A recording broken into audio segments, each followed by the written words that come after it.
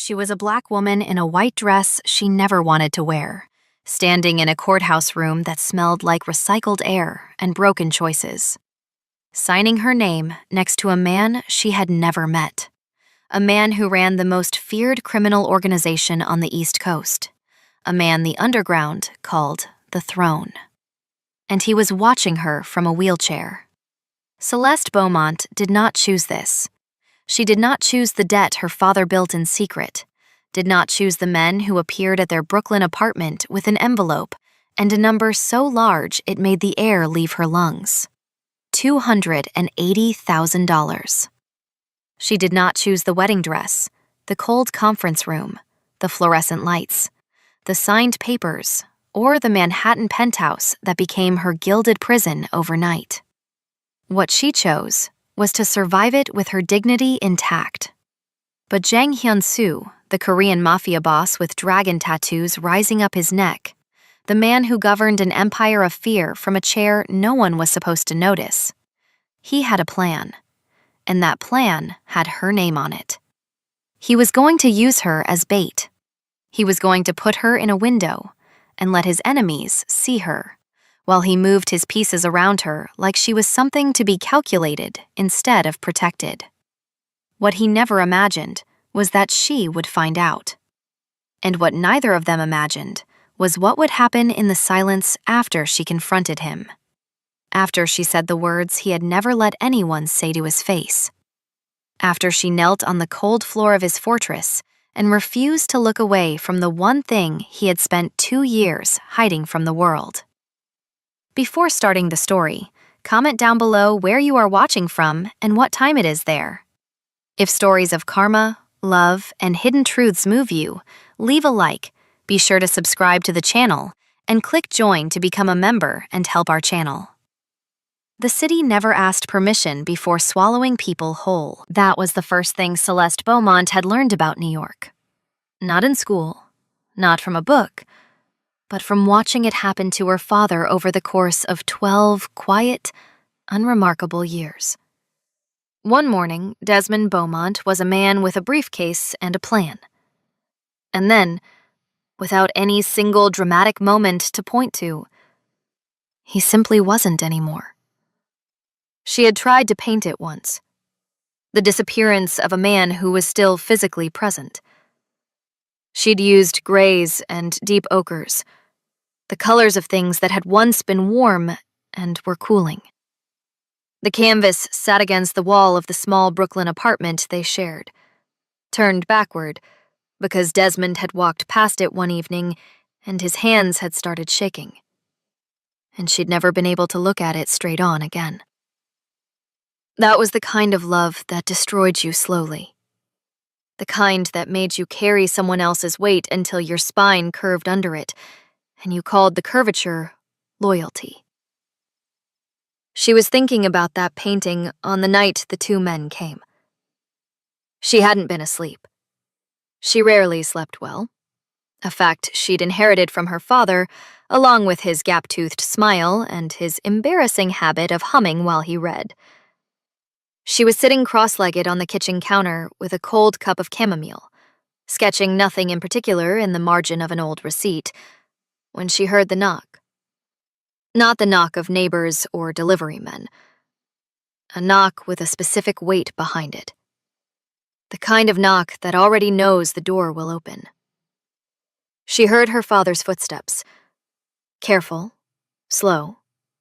The shuffle of a man who had been expecting this and had been praying against it simultaneously. She heard the door. She heard voices she did not recognize. And then she heard a number. $280,000. The pencil stopped moving. She got down from the counter without making a sound. Bare feet on cold linoleum. She pressed herself against the wall beside the hallway, and she listened, and what she heard remade the architecture of her entire evening. Her entire life, actually, though she didn't know that yet. The two men spoke with the efficiency of people who had done this before. Not cruel, not kind, simply transactional, The way a doctor sounds when explaining a diagnosis that does not personally affect him. There was a debt. The debt was overdue by a considerable measure. The man to whom the debt was owed had made a decision about how it would be repaid. That was when she heard her own name. She stepped into the hallway before she'd consciously decided to. Desmond was in the armchair, the old green one that had been old when she was a child, and he looked up at her with an expression she had no language for. It was not quite shame. It was something that lived beneath shame, in the place where shame goes when a person has already exhausted it completely. The two men turned to look at her. They did not look surprised. That, more than anything, made her skin go cold. One of them placed an envelope on the coffee table. White. Unmarked except for a name typed in clean black letters. Jang Hyun-soo. "Who is this?" she asked. "Your husband," the taller man said, without inflection, as though he were reading from a document. "Effective 3 weeks from today. The ceremony details are inside. Once the marriage is registered, the debt disappears. If you do not appear..." "I understand what happens if I don't appear," she said. Her voice was steadier than she had any right to expect. She picked up the envelope. She did not look at her father. She could not yet. Because if she looked at him, she would see in his eyes the thing she was most afraid of. That he had known this was coming. That some part of him had calculated it and let it happen. And she did not have enough strength in that particular moment to survive that knowledge. She went to her room. She sat on the edge of her bed. She opened the envelope. There was a photograph, not a personal one, something that looked like it had been pulled from a newspaper or a surveillance file. She couldn't tell. A man at a table in what appeared to be a restaurant. Dark suit, broad shoulders, a face that was almost architectural in its severity. He was seated. In every image, across the 3 photographs inside the envelope, he was seated. She noted it the way she noted everything, as an artist, cataloging light and composition and what a posture tells you about a person's relationship to the space they occupy. He occupied space like he owned it. Like he was the one who had chosen to sit and could stand at any moment if the mood struck him. Little did she know, as she studied those photographs in the amber light of her Brooklyn bedroom, that the man looking back at her from the page had not stood in over 2 years.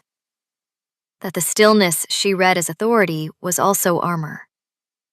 That Jang Hyun-soo, the man the criminal underground called the Throne, had built an entire mythology around a body that had betrayed him. And that the secret he guarded more fiercely than any fortune, more carefully than any weapon, was the simple, devastating truth that he could no longer walk. She slept 3 hours. In the morning, she went to the gallery, because she did not know what else to do with herself, and she moved paintings from one wall to another and told a customer that the piece he liked was acrylic on linen and watched him nod as though that meant something to him. Her manager, a small Italian woman named Rosa, who had known her since she was 19, looked at her across the gallery floor and said nothing. Rosa had a gift for recognizing the faces of people who had received news they hadn't finished processing yet. That afternoon, she bought the dress. She had decided, walking to the bridal shop on Atlantic Avenue, that she would not be defeated in the details. She would not arrive at this thing in borrowed beauty or someone else's vision of what a bride should look like. She chose the simplest gown they had. Off-white, clean-cut, no lace, no beading, nothing that required anyone else's approval to be elegant. It fit her the way good things fit her, as though it had been waiting. She looked at herself in the mirror for a long time, not with vanity, with the quiet, forensic attention of someone who is trying to memorize the last version of themselves before a change they cannot stop. The sales associate asked if she was excited. "I'm getting married," Celeste said, which was not an answer, but it was the only true thing she could offer. That night she sat across from her father at the kitchen table, and they ate rice and beans and said almost nothing. Desmond's hands wrapped around his fork the way they always did when he was fighting the urge to apologize. Compulsively, uselessly, in circles. She watched him and felt something move through her that was not quite anger and not quite grief. It was something older and more patient than either. The love that had brought her to this table, to this apartment, to this envelope, to this dress. The love that was going to walk her down the aisle of a courthouse and hand her to a stranger.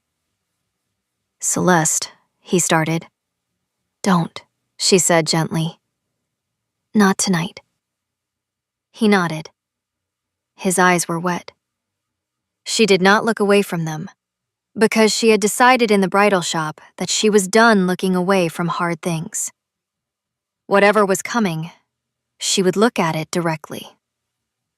3 weeks passed the way weeks pass when you are dreading something, in a series of ordinary moments that feel simultaneously endless and alarmingly fast. She painted, she worked. She called her college friend Tanya and didn't tell her anything. She researched the name Jang Hyun-soo online at 2 a.m, sitting in the dark with the screen's light on her face, and found articles that were careful and vague in the way that journalism about powerful, dangerous men tends to be. Never accusing, always implying. References to businesses that seemed legitimate on paper. References to incidents that were never fully explained.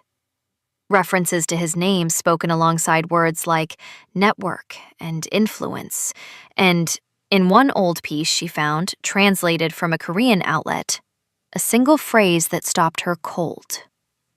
The man who made the East Side obey by sitting very, very still.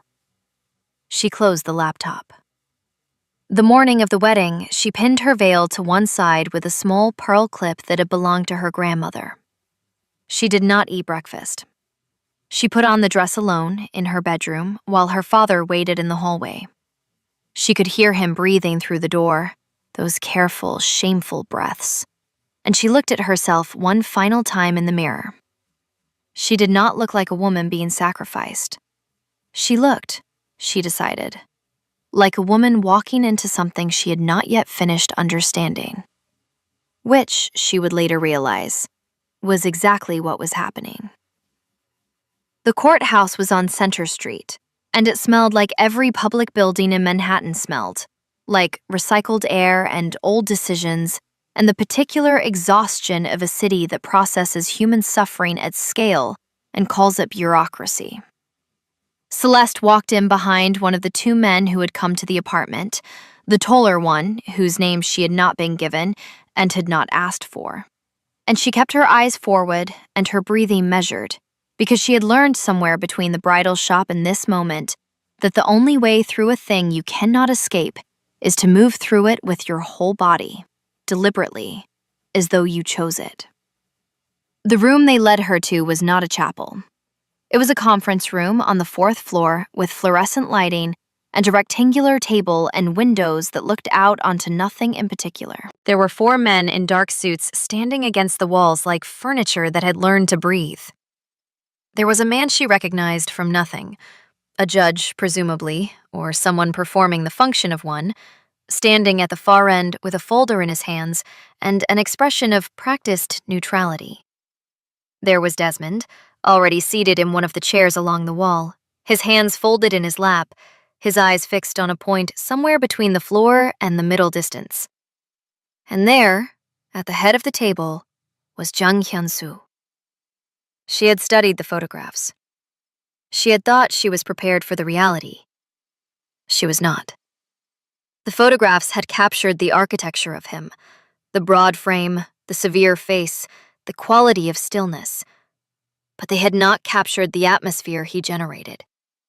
The room organized itself around him the way iron filings organize themselves around a magnet. Not because anyone told them to, but because physics demanded it. His suit was black and immaculate. His collar was open. The gold watch caught the fluorescent light and held it. His hands rested on the arms of the wheelchair with the casual authority of a man resting his hands on a throne, which, she remembered from the article, was precisely the point. He was looking at her when she entered.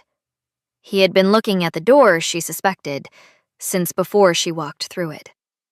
Those dark, unblinking eyes moved over her with no particular hurry, the way a person surveys something they intend to understand completely before committing to an opinion. She met his gaze and did not look away. Something shifted, almost imperceptibly, in the set of his jaw. "You came," he said. His voice was low, quiet in the specific way that very loud things are quiet when they are choosing not to be loud. "I didn't have a choice," she said. "Everyone has a choice." A pause. Those eyes moved briefly to Desmond, then back to her. "You chose him." She had no answer for that, because it was true, and they both knew it. And acknowledging it aloud would have required a kind of grief she was not willing to perform in front of strangers. So she said nothing. She walked to the table. She stood where the taller man indicated she should stand. She listened to words she did not fully absorb. She signed where she was told to sign. And just like that, in a room that smelled like recycled air and old decisions, Celeste Beaumont became Mrs. Jang. Little did she know, as she pressed pen to paper, that the man sitting 4 feet away from her had not wanted this any more than she had. That the marriage had been his lawyer's idea, a way to establish a domestic anchor, a layer of legitimacy over his operations. A woman whose presence in his apartment could explain certain financial structures to anyone who came asking questions. He had agreed to it with the same detached efficiency with which he agreed to most things that served a purpose. He had not expected her to walk in wearing that dress, with that posture, and look at him like she was trying to decide whether he was worth the trouble of being afraid of. He had not expected to find that interesting. The car that took them to the penthouse was black and silent and moved through Manhattan traffic with the ease of something that the city had agreed to accommodate. Celeste sat on one side, Hyun-soo on the other, and the distance between them on the leather seat felt both enormous and irrelevant. She watched the city out the window. He watched her watch it. "You paint," he said. She turned. "How do you know that?" "I know most things about the people who enter my life." Not threatening, just factual. "Acrylic mostly, cityscapes. You sold 3 pieces in the last 6 months through the gallery on Bergen Street. Is that supposed to impress me or frighten me?" He considered this with what appeared to be genuine thought. "Neither. I simply prefer knowing who I'm dealing with." "And who am I dealing with?" she asked. He turned to look out his own window. The skyline rose around them, indifferent and enormous. "Someone who keeps his word," he said. "That is more than most people can say." The penthouse was the kind of space that makes you understand, for the first time, the difference between wealth and money. It wasn't the size, though it was vast. It wasn't the view, though the view was the whole of the city spread below like a circuit board with the lights still on.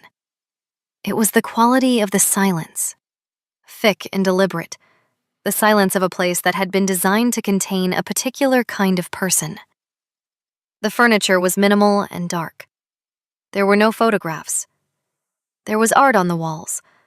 Not decorative art, not the kind bought to fill space, but pieces that had been selected with the cold precision of someone who understood what images were capable of doing to a room. She stood in the center of it and turned slowly, taking inventory. "Your room is the second on the left," one of the suited men said, appearing from somewhere she hadn't noticed. "Meals are at 7 and 8 in the evening. If you need—" "I'll figure it out," she said. The man looked at Hyun-soo. Hyun-soo made the smallest possible gesture with 2 fingers. The man left. She explored the penthouse the way she had learned to explore everything. Slowly, systematically, with her hands behind her back so she wouldn't be tempted to touch things that weren't hers. She opened doors. She found the kitchen, enormous and barely used. She found a library with books she recognized and books in Korean she couldn't read. She found a hallway that led to a series of rooms, and at the end of it, one door that was locked. She found the room with the light. It was not locked. It was simply empty. A large square room with north-facing windows that went from floor to ceiling, and through those windows, the city at midday was a wash of silver and gray and blue that fell across the bare hardwood floor like something poured. She stood in it for a long moment. An artist's light. The kind of light that galleries spend fortunes trying to replicate artificially. She did not ask permission. That night, while Hyun-soo ate dinner in the long dining room with two of his men and conducted the low, precise conversations that she was neither invited to join nor excluded from, she went back to that room. She had nothing with her. No canvas, no brushes. She sat on the floor in the light that the city made at night, which was a different thing entirely, amber and fractured and alive. And she pressed her back against the wall and looked at the ceiling and thought, this room is the only honest thing in this apartment. The next morning, she asked the tall man, his name she had learned was Jun-so, if she could have someone bring things from her apartment.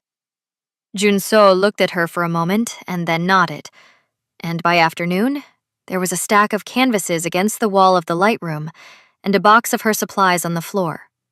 And she stood over them with something that was not quite happiness, but was closer to it than anything she'd felt in weeks. She worked. She painted the view she could see from those north windows, the skyline doing what it did at different hours, the way it changed completely depending on the weather and the angle of the sun. The first piece was rough and honest and not very good, because her hands were still tight with everything she hadn't said. But it was something. On the fourth day, she heard the sound of wheels on hardwood. She did not turn immediately.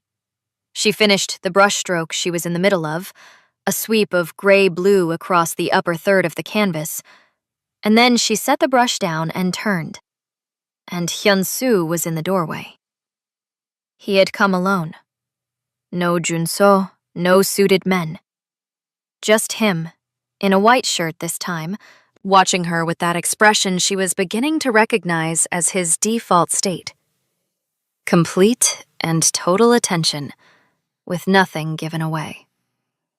He looked at the canvas for a long time. "What is it?" he said. "The view from here?" she said. "What you see every day without having to climb stairs?" She had not planned to say that. The words had arrived in her mouth fully formed, and she had simply let them out. And the moment they were in the air, she felt the specific quality of silence that follows something that can't be taken back. She watched his face for anger. She found something else. A flicker, barely visible, there and gone in the region of his eyes. Not pain exactly, something adjacent to it. Something that a person carries when they have taught themselves not to register pain, and the lesson is so well learned, it takes them a moment to identify what they're feeling. "It's honest," he said finally. "I don't know how to be anything else." He looked at her then. Really looked at her. The way he had in the courthouse, but differently. Because they were alone now, and there was no performance required of either of them. "That," he said quietly, "is either very useful or very dangerous. In my experience, it is usually both." He left without another word. But that evening, for the first time since she had arrived, there was a second chair at the dining table. She sat down across from him. Jin-so poured water for both of them. The two other men at the table went carefully quiet. And Celeste picked up her fork, and Hyunsu picked up his. And they ate in silence that was, for the first time, not entirely hostile. Little did either of them know, in that careful quiet, that something had already begun. Something neither of them had a name for yet, and neither would have welcomed if they had. The kind of thing that starts so quietly it looks like nothing at all, until the day you realize it has been growing the whole time, down in the dark, sending roots through everything. And by then, it is far too late to stop it. It is always too late, by the time you notice those things. That is how they get you. The nights were when the penthouse told the truth about itself. During the day, it was a functioning place. Men came and went, phones rang in rooms she wasn't invited into. Junso moved through the hallways with the quiet efficiency of someone whose entire purpose was to ensure that the machinery of Hyunsu's world kept turning without visible friction. During the day, the penthouse performed normalcy the way a very good actor performs emotion. Convincingly enough that you almost forgot it was a performance. But at night, the men left, and the phones stopped, and the city below settled into its nocturnal frequency, and the penthouse became simply a very large, very quiet space, with two people inside it who had not chosen each other and did not know what to do with that fact. She started hearing him at night. Not voices. He was not a man who spoke to himself. She had already understood that about him. But sounds. The specific sound of wheels on hardwood at 2 a.m, moving from one end of the apartment to the other. The sound of a glass being set down in the kitchen. Once, the sound of something that might have been a book thrown against a wall. Followed by a silence so complete, she found herself holding her breath until it ended. On the 8th night, she got up. She told herself she was going for water. She was not going for water. She moved through the dark hallway in her socks and her paint-stained sleep shirt and found him in the library. Not reading, just sitting in front of the dark window with a glass of something amber in his hand and the lights off. The city doing its illuminated business behind the glass at his back. He did not turn when she entered. "You should be asleep." "So should you." A pause. "I don't sleep well." "Neither do I." She leaned against the doorframe. "I inherited it from my father, along with a gap in my front teeth and a completely impractical love of a medium that doesn't pay." Something changed in the set of his shoulders. Not softening exactly. She was learning that Jang Hyun-soo did not soften structurally the way other people did. But a kind of density left the room. "Sit down," he said, not unkindly. She sat. Not across from him. There was no chair across from him, but in the armchair at an angle to his position, so that they were both facing the window, both watching the city, neither required to look directly at the other. It was, she realized, probably the most comfortable she had felt in his presence since the courthouse, and the reason was the geometry of it. Side by side was easier than face to face, less like a confrontation, more like two people who happened to be occupying the same view. They sat in silence for a while. It was not the silence of the first dinner. That had been cautious, armored silence, the silence of people deciding whether the other was a threat. This was something different, quieter in the right way. "The tattoos," she said eventually. "On your neck. What do they mean?" He was quiet long enough that she thought he wouldn't answer. "The first one," he said, "I got when I was 19. A dragon. My father had the same one. His father before him." A pause. "Where I come from, certain things are inherited whether you choose them or not." She understood that completely. She did not say so, but something in the quality of her silence must have communicated it. because he glanced at her sideways, a brief, assessing look, and then returned his gaze to the window. "The others?" she asked. "Additions, over time. Each one marks something." His jaw tightened slightly. Decisions, losses, things that required permanence. "Like a painting," she said. "You don't paint over things that need to be remembered." This time the look he gave her lasted longer. "Yes," he said, and the word sounded like it surprised him slightly. "Like that."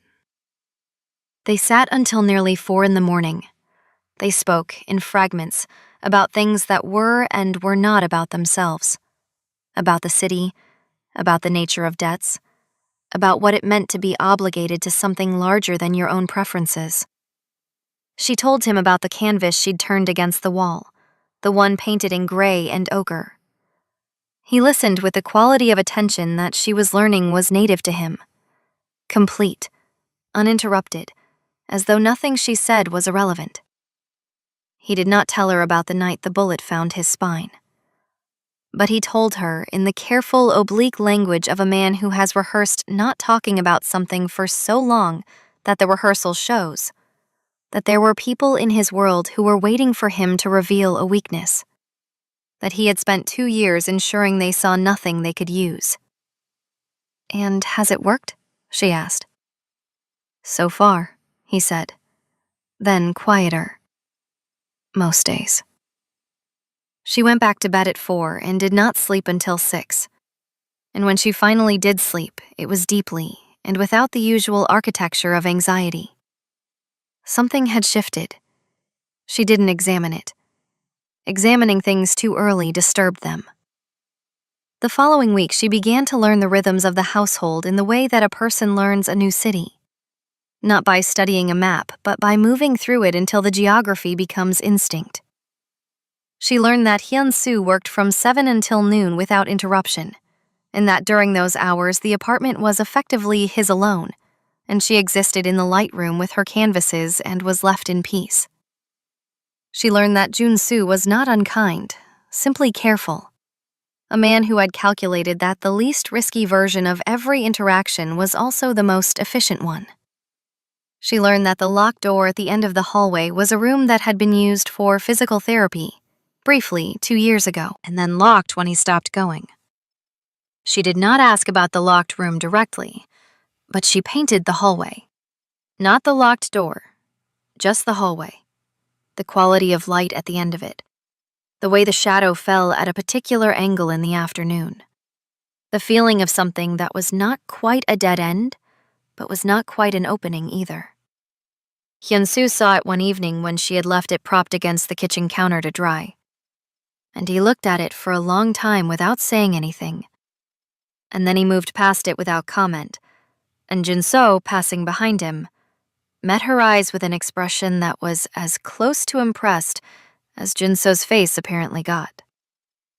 The nights in the library became a pattern. Not every night. Some nights he was not there, and on those nights she went back to bed without looking for him, because she had decided early that she would not pursue anything in this arrangement that she hadn't been offered. But most nights he was there, and she was there, and the city was there between them through the dark glass, and they talked. She learned that he had come to New York at 22 with nothing except a name that meant something in certain circles, and an understanding of how power worked that most people spent their whole lives failing to acquire. She learned that he had a brother in Seoul who did not know the full truth of what his older sibling had become, and that this was a deliberate protection. The one person in Hyun-soo's life whose safety depended on his ignorance. She learned that he had read more novels than she expected, and that he had opinions about them that were specific and sometimes startling in their perceptiveness. She told him about her mother, who had died when Celeste was 11, and left a particular quality of silence in the apartment that Desmond had never quite managed to fill. She told him that she had started painting because of that silence, because she needed to put something into the space where a person used to be, and words had felt insufficient. Do you miss her? He asked one night. Every day, she said. Less like losing and more like carrying. She's still there, just differently shaped. He was quiet for a long moment. I don't know what that's like, he said. The people I've lost, I cut them out. There's a difference between missing someone and keeping something dangerous inside you because you can't bring yourself to remove it. Yes, she said. There is. But sometimes the dangerous thing is also the most alive thing you have left. He looked at her with an expression she had not seen on him before. Not the cold assessment, not the careful control. Something raw and briefly unguarded, there for 3 seconds before the door closed over it. That was the night she understood that Jang Hyun-soo was not what she had expected. He was not simple. He was not a monster, though he had certainly done monstrous things. She was not naive enough to set that aside entirely.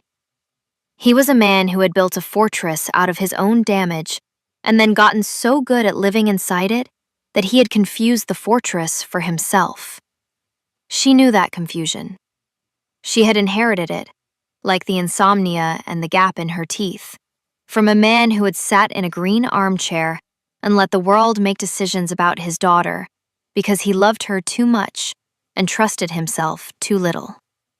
The difference was that Desmond had let the fortress crumble. Hyun-soo had reinforced his every day for 34 years. She was thinking about this, about fortresses, about inheritance, about the specific shape of things people build around their soft centers, when Jun-soo appeared in the doorway of the light room on a Tuesday afternoon and told her, with the measured calm that characterized all of his communications, that someone named Victor had been seen near the building. The name landed in the room like something dropped from a great height. Hyun-soo was at the other end of the apartment. She heard the quality of the silence that followed the name. A different silence from all the others she had cataloged in this place. Sharper, with an edge. Who is Victor? She asked Jun-soo. Jun-soo looked at her for a moment with those careful, calculating eyes. Someone who should be dead, he said. And then he walked away, and she stood in her light room with a brush in her hand and paint drying on the canvas. And she understood, with the cold certainty of someone who has been watching the weather change for days, that the stillness was ending. That night, Hyun-soo did not come to the library. She sat there alone until 2 a.m, watching the city. And she noticed for the first time that the light from below, seen from up here, looked exactly like the moment just before a fire takes hold. That suspended, luminous instant when everything is about to change, and nothing has quite changed yet, and the only honest thing you can do is watch. She watched.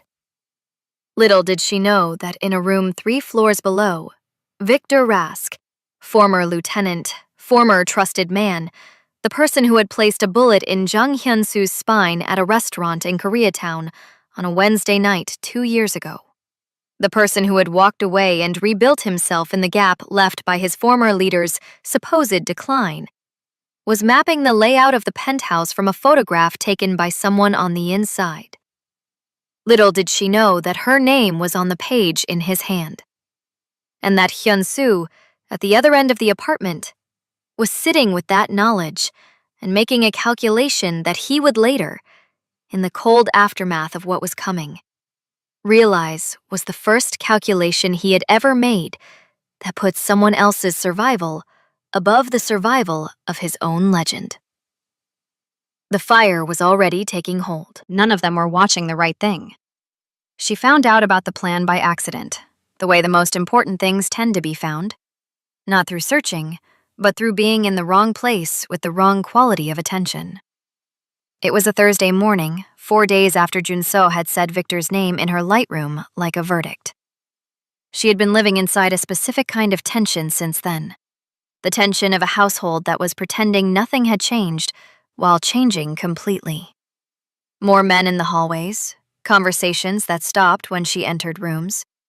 Hyun-soo at dinner, present but elsewhere, his eyes doing the calculations she couldn't read, while his hands remained perfectly still on the table. She had been painting through it the way she painted through everything. The canvases were getting darker. She didn't try to correct it. On Thursday morning, she went to the kitchen early, before 7, before the household fully woke, and she heard voices from the room adjacent to the library, a room she had understood to be used for calls that required privacy. The door was not fully closed. She was not trying to listen, but the acoustics of the penthouse were what they were, and the voice she heard was Junso's, and the name she heard was her own. She stopped. She'll be in the light room at 4. Victor's men know the layout. If she's visible from the north windows at that hour. She did not hear the rest. A chair moved. She walked back to the kitchen with precise, careful steps and stood over the counter and gripped the edge of it with both hands and breathed. A bait. She was going to be used as bait. She stood there for a long time. Long enough for the city outside to shift from early gray to full morning. Long enough to move through the first wave of rage, which was enormous and white-hot, and arrive on the other side of it at something colder and more useful. She thought about what Hyun-soo had said in the library. I simply prefer knowing who I'm dealing with. She thought about the way he had looked at her hallway painting, and the way he had said, yes, like that, with the surprise of a man who had not expected to be understood. She thought about the locked door at the end of the hall. She thought about a bullet in a spine and 2 years of rebuilding a mythology around a body that had stopped cooperating. She thought, he is afraid. Not of Victor, of what Victor's attack would reveal. That the throne could not stand, literally and permanently, and that in the moment of crisis, the man all of them feared would be a man in a wheelchair, and the entire architecture of power he had constructed over 2 years would splinter at the base. He was going to use her as the distraction so that Victor's focus would be on her, on the visible, exposed, unprotected wife in the north window, while Hyun-soo's men positioned themselves. She was a variable he had calculated. A piece moved on a board. And the thing that she could not entirely hate, the thing that made the rage complicated, was that she understood it. She understood the logic of a man who had been betrayed once at close range and had spent every day since then ensuring that the perimeter of his vulnerability was as small as possible, even if making it small required making other people large targets. She understood it, and she was not going to allow it. She went to his office at 7:15, which was the one thing she had never done. His working hours were inviolable. Everyone in the household knew it.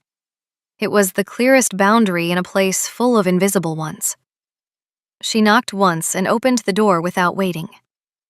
He looked up from the desk with an expression that moved through surprise and arrived at something careful. You are going to use me, she said. Not an accusation.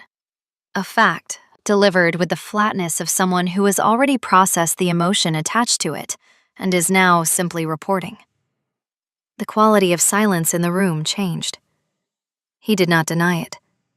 She watched him decide not to deny it, watched the small adjustment in his jaw that meant he was recalibrating. It would have kept you safe, he said. Hyun-soo. She said his name for the first time without the buffer of formality, and something moved through the room when she did.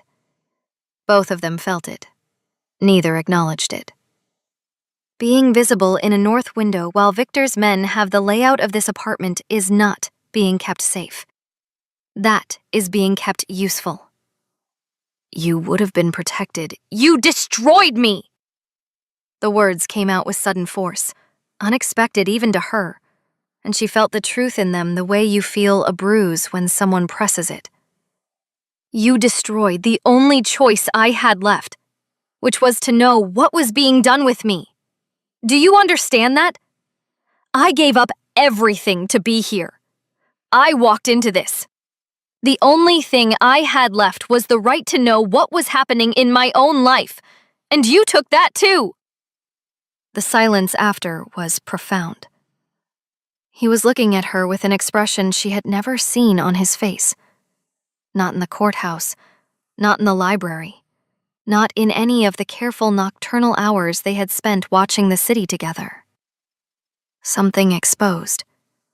Something that had not been visible before because the conditions for its visibility had not existed before this moment. "You're right," he said. She had not expected that. The simplicity of it. No qualification, no pivot, no redirection toward strategy or necessity. "I know," she said, quieter now. "I know why you did it. I even understand it. But I need you to hear that it was wrong." "I hear it," he said. And then, with the difficulty of a man saying something for the first time in a very long time, "I'm sorry." She looked at him across the desk. He looked back. Neither of them looked away. "Tell me the real plan," she said. "All of it. And then we decide together." He told her. Victor was coming that night. Not at 4. Junso had been speaking about a decoy arrangement, one that Hyun-soo had already decided against, but hadn't yet communicated to his men. The actual intelligence suggested Victor would move after midnight, when the building's external security shift changed, and there was a 4-minute window in the coverage. Victor had 3 men. He believed Hyun-soo's injury made him vulnerable to a direct approach.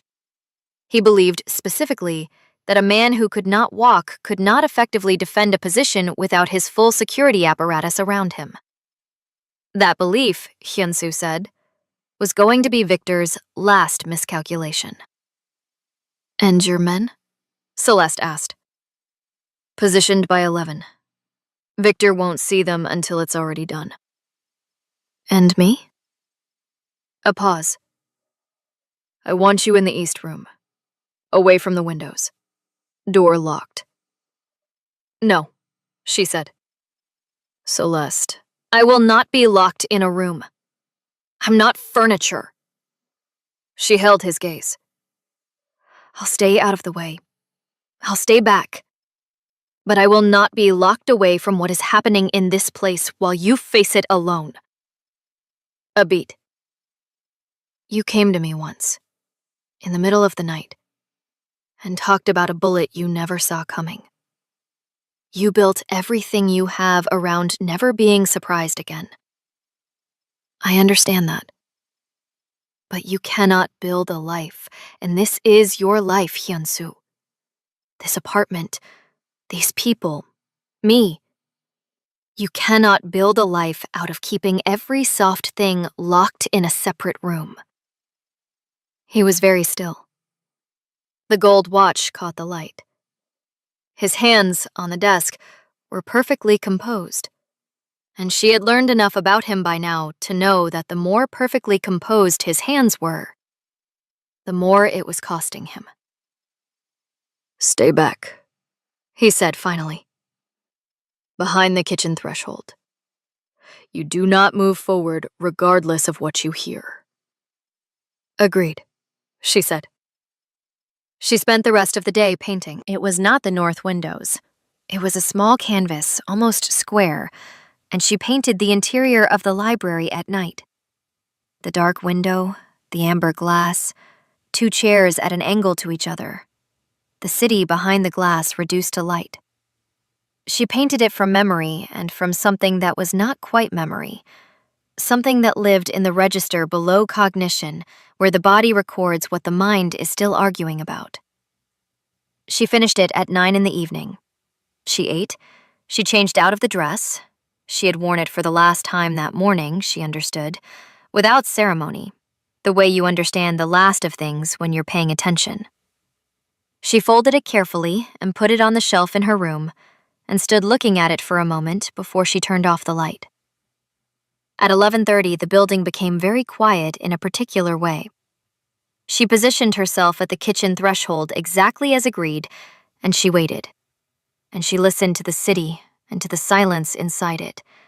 And she thought about fortresses and the people who build them and the specific courage it takes to leave one door unlocked. At 12:47, she heard them come in. What followed happened quickly. She had been prepared for that by nothing, because nothing truly prepares you for the speed of real violence. Sounds she couldn't identify. A shout, brief and cut off. Breaking glass somewhere toward the front of the apartment. She pressed herself against the kitchen wall and breathed, and breathed, and breathed, and did not move, because she had given her word, and she understood, at the cellular level, that there are moments when the most powerful thing you can do is hold your position. And then silence. A long silence, with the particular texture of aftermath. And then the sound of wheels on hardwood, moving toward her. He came around the corner at the end of the hallway, and she saw immediately that his left arm was wrong. Held differently, the sleeve torn at the shoulder, dark with something she didn't want to name in the half-light. But he was upright in the chair, his spine straight, and his eyes, when they found her, were clear and present and entirely himself. She crossed to him before she decided to. She dropped to her knees in front of the chair, the hardwood floor cold through her thin clothing, and she took his arm in her hands and began to assess the damage, the way she had once watched a nurse assess her father's hands after an accident, with practical gentleness, with the concentration of someone who is refusing to let feeling interfere with function. He let her. He sat very still and let her, and she understood what that cost him. Not the pain, but the stillness, the allowing, the being tended to. "Victor?" she asked, without looking up from the wound. "Gone," he said. The word was final in the way that certain words are final. She worked in silence for a moment. Then, "Your men." "Fine. All of them." She exhaled. Her hands kept moving. He watched her face with that total attention that she had stopped finding unnerving weeks ago, and had started finding, without quite meaning to, the most honest form of regard she had ever been offered. "Why did you come up the service ramp?" she asked. "Alone." A long pause. "Because you were here," he said. She looked up at him then. He looked back at her. The city did its luminous, indifferent work behind the windows. The apartment was quiet in the way that places are quiet after something irreversible has happened and the air has absorbed it, and is simply holding it now, still and full. She had no answer for that. She didn't need one. She pressed her forehead briefly against his good shoulder.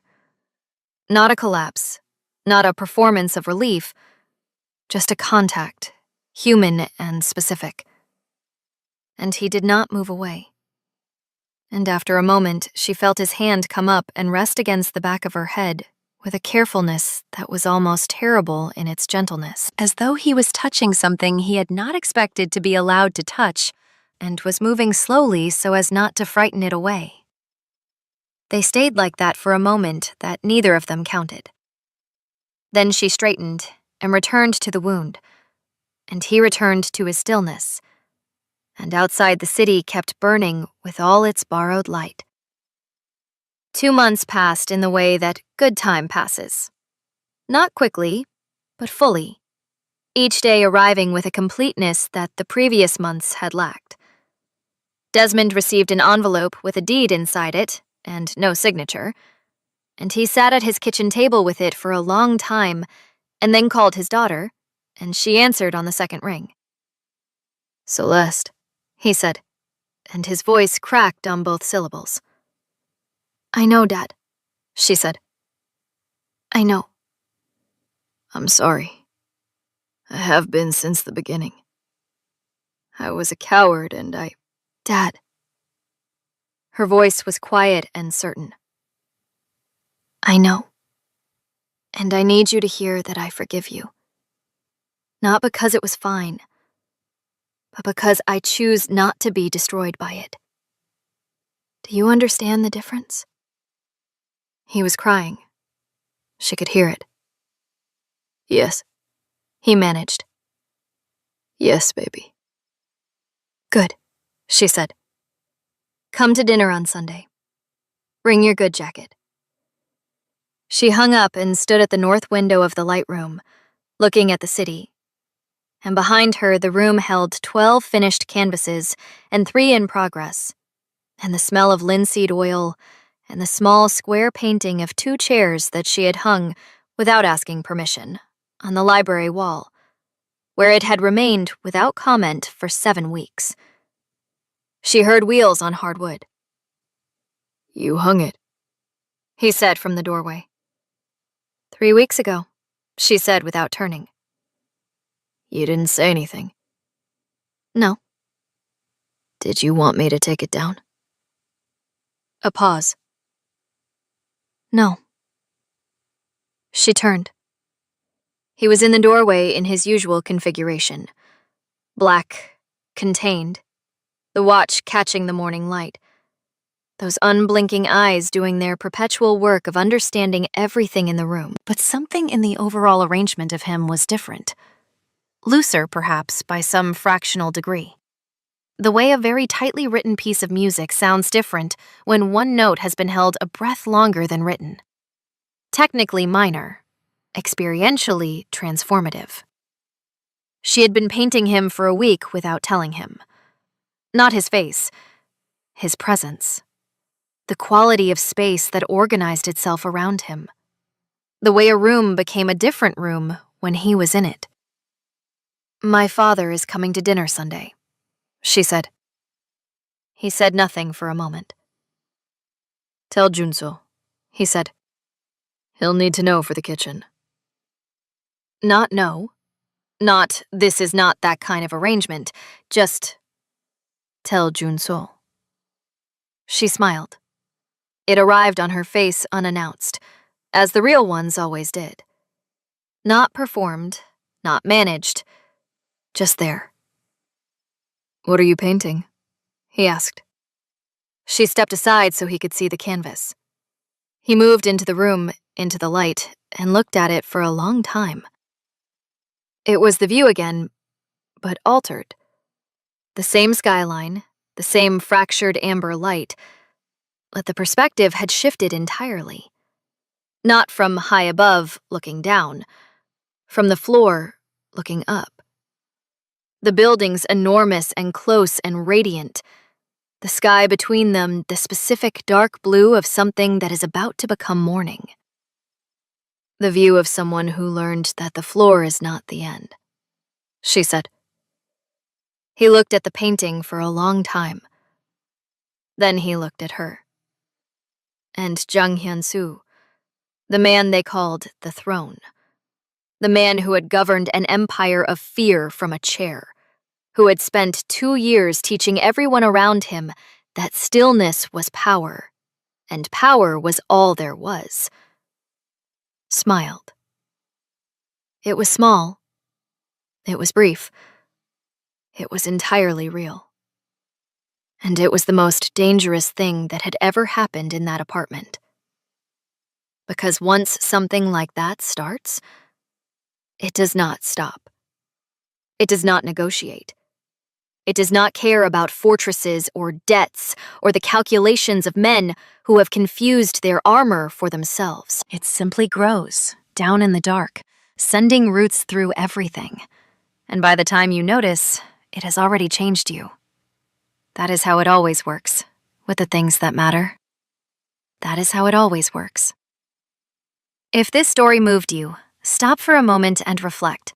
Have you ever been placed in a situation you did not create, forced to carry the consequences of someone else's choices, and still found a way to walk through it without losing yourself? Have you ever looked at someone the world told you to fear and chosen to see the wound beneath the armor instead? And have you ever been the person in the locked room, the one kept away from the truth about their own life, who finally decided that silence was no longer something they were willing to offer for free? Tell us your experiences and feelings in the comments. We read them all. And if you believe in stories about dignity, redemption, and the kind of love that finds you in the last place you would ever think to look, leave a like, be sure to subscribe to the channel, and click join to become a part of our community and help the channel.